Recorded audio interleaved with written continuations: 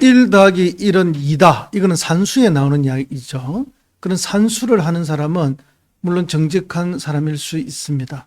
그러나 정치를 하거나 과학을 하거나 창조적인 일을 하는 사람은 1 더하기 1이 2가 아니라 3도, 4도 될 수 있고, 정말 창조적이고 대단한 혁신적인 일을 하는 사람은 1 더하기 1이 100이 될 수도 있어야 됩니다. 또 그런 천재들이 있어야 나라를 잘 이끌어가고 더 부흥시킬 수가 있다고 저는 봅니다.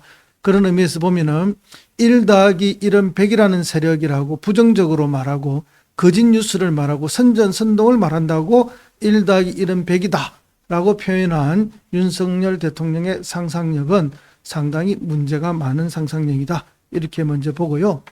또 그런 거짓 뉴스, 반체제, 반국가적인 사람들로 몰아붙이면서 이념투쟁을 일으키고 있는데요.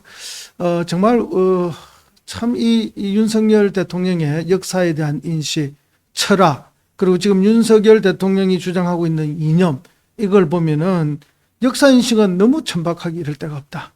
그리고 철학은 빈곤하기 짝이 없다. 그리고 이념은 편향될 대로 편향된 그런 협소한 이념을 가지고 있다라는 이런 비판을 하게 되겠습니다. 대통령이라는 자리는 국민을 크게 통합하고 국가를 부흥시켜서 정말 괜찮은 나라, 자부심이 넘치는 나라, 번영하는 나라를 만들어내는 자리가 대통령의 자리입니다. 그런데 윤석열 대통령은 지난 1년 반을 보면은 오로지 정적을 제거하기 위해서 탄압하고, 그 다음에 대통령의 책무가 뭔지조차도 잘 모르고 비가 와서 잠기고 홍수가 나고 있는데 그냥 집에 자기는 퇴근해버리고, 그 다음에 참사의 현장, 비극의 현장에 가서는 마치 제3자의 구경꾼인 것처럼 그렇게 말과 행동을 한다든지, 이런 어처구니 없는 일들을 보여주면서 무능의 대표가 되었습니다. 그런 윤석열 정권에 대해서 국민들의 비판이 있었고, 특히 일본과 관련해서 일본에 가서 한일 정상회담을 하면서 독도 문제라든지 이런 데에 대해서 일본의 요구나 요청에 대해서 한마디도 말 못했다.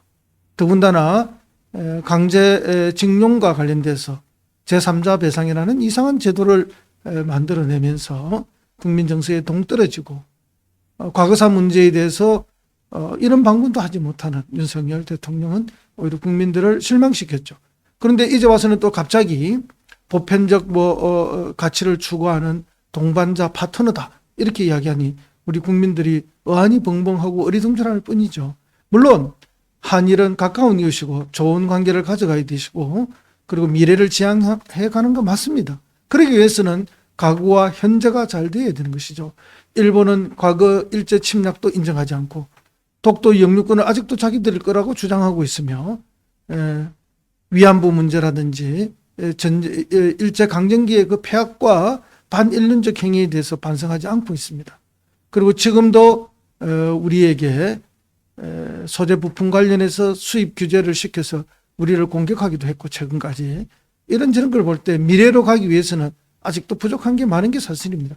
이런 문제들을 잘 해결하면서 미래로 가야 되고, 그런 것들에 대한 비판, 특히 후쿠시마 오염수에 대한 비판을 괴담이니, 그죠? 1 더하기 1이 100이라고 하는 세력이니 이렇게 밀어붙이면서 국민을 적대시하고 국민과 싸우려고 하는 이런 대통령의 모습에 국민들은 눈물 흘릴 수밖에 없는 것이죠.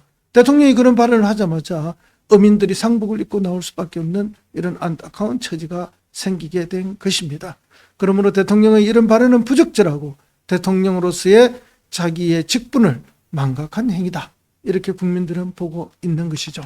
다시 한번 윤석열 대통령께 호소합니다. 제발 엄중한 자신의 지위에 대해서 한 번 더 생각해보고 대통령의 역할에 대해서 고민하시기를 말씀드립니다.